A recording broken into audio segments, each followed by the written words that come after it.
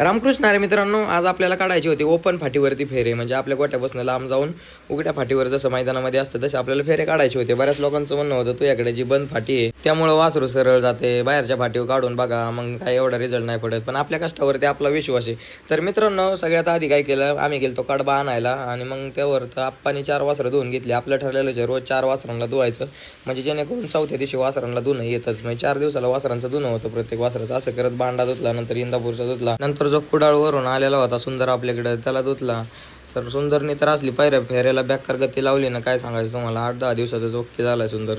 अजून पुढच्या फेऱ्याला तर रिझल्ट येईन. आणि हा जो आपल्याकडे बीडवरून आलेला होता, तर हा वासरू पूर्णपणे तयार झालेला आहे. आता मैदानात हाणण्याजोगा मालक घेऊन जाणार आहेत. त्यांना आता जाताना बाहेरच्या उघड्या फाटीवर फेरा काढून द्यायचा आहे आपल्याला. तर मित्रांनो, तुम्हाला तर माहितीच आहे, आकाश शेटफड यांनी जे स्विपच्या मैदानाचं नियोजन केलं होतं सवाई केसरी सुप्यामध्ये, सर्वात मोठं मैदान ते लवकरच होणार आहे.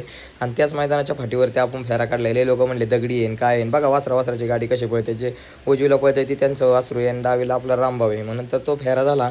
आणि ह्या काळ्या वासराला ट्रोल केलं होतं, म्हणले त्या फाटी आहे त्यामुळे सरळ गेलं. बाहेर पूर्ण वडत होतं वासरू चालताना, पण ते पण वासरू सरळ गेलं. पण आपल्या कष्टावरती आपला विश्वास आहे ना शेट, आपण त्याला काढूनच दाखवला. ओपन फाटीला सुद्धा वासरू पळाले आणि कसं पळाले बघा, रामभाऊच्या जोडीने इथून तिथून क्वालिटी पळाले मित्रांनो वासरू. तर मित्रांनो, हे सगळं करायचं कसं, त्यासाठी आपल्या आडीला लवकरात लवकर फॉलो करा. जय श्रीराम.